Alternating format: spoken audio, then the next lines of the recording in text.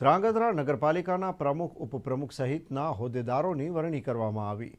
શાસક પક્ષ અને નગરજનોનો લાડીલો ચહેરો પ્રમુખ બન્યો છે। કારોબારી ચેરમેનના મુદ્દે ધ્રાંગધ્રાવાસીઓ સહિત બોડીમાં વિવાદ જોવા મળ્યો હતો। શાસક પક્ષના નેતાની પણ જાહેરાત કરાઈ હતી। આગામી 5 દિવસમાં અન્ય ચેરમેન પદના હોદ્દેદારો પણ નિમાશે। ધ્રાંગધ્રા નગરપાલિકાની બીજી ટર્મના પ્રમુખ ઉપપ્રમુખ કારોબારી ચેરમેન તેમજ શાસક પક્ષના નેતા સહિતના હોદ્દાઓની સોંપણી કરવામાં આવી હતી।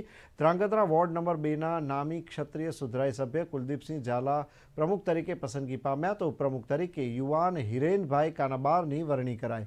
એક તકે કારોબારી ચેરમેનની વરણી બાબતમાં ધ્રાંગધ્રાવાસીઓ, સામાજિક કાર્યકરો તેમજ પાલિકા સુધરાઈમાં પણ વિરોધ અને અણગમાના સૂર રેલાયા હતા।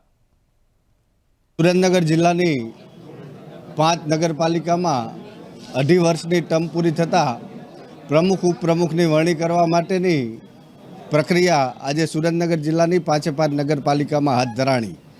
એમાં ધ્રાંગધ્રા નગરપાલિકામાં ભારતીય જનતા પાર્ટીના મંડળ, જિલ્લા અને પ્રદેશ પાર્લામેન્ટરી બોર્ડ દ્વારા પ્રમુખ તરીકે કુલદીપસિંહ ઝાલા અને ઉપપ્રમુખ તરીકે હિરેનભાઈ કાનાબારની નામનો મેન્ડેટ પાર્ટી દ્વારા આપવામાં આવેલ।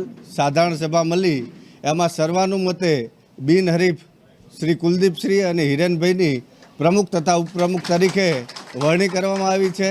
ભારતીય જનતા પાર્ટી સુરેન્દ્રનગર જિલ્લા ભાજપ દ્વારા બંને આગેવાનોને ખૂબ ખૂબ અભિનંદન આપું છું અને ભારતીય જનતા પાર્ટીનું શાસન ધ્રાંગધ્રા નગરપાલિકામાં વર્ષોથી છે અને લોકોની જે અપેક્ષાઓ છે એને પૂર્ણ કરશે। ધ્રાંગધ્રા નગરપાલિકા પ્રમુખ તરીકે મારી વરણી થઈ તે બદલ હું પ્રદેશ કારોબારી શહેર પ્રમુખ કિરીટસિંહ જાડેજા, માનનસિંહ આઈ કે જાડેજા સાહેબ, પછી પ્રકાશભાઈ વરમોરા, શહેર સંગઠન, જિલ્લા સંગઠન, અમારા નગરપાલિકા પ્રમુખ કલ્પનાબેન રાવલ, ઉપપ્રમુખ જિલ્લાભાઈ, કારોબારી ચેરમેન ગાયત્રીબા, દંડક ટપુભાઈ, તમામનો હૃદયથી આભારી છું અને આવનારા દિવસોમાં ધ્રાંગધ્રા હરિયાળું, રણિયામણું અને સ્વચ્છ સુંદર બને તેવા મારા અથાગ પ્રયત્ન રહેશે।